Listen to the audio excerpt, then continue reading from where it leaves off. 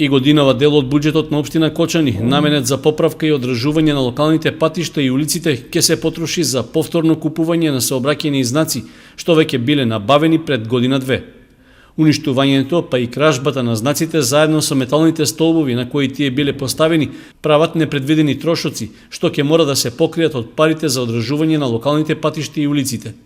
Годинава за оваа ставка се предвидени над 7 милиони и 700 илјади денари, а колку ќе чини повторната набавка ќе биде познато откако ќе заврши јавниот тендер за сообраќајна сигнализација што е оштетена или украдена.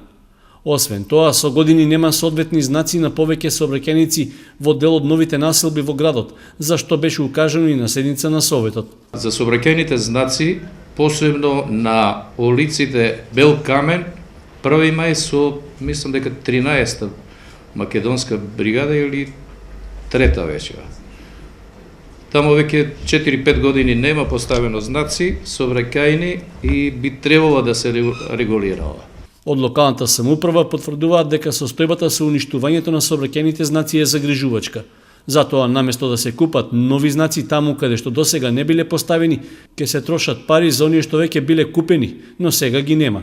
Иако се распишуваат тендери за набавка и замена на оштетените и украдени знаци, состојбата не може да се подобри преку ноќ, велат од општината.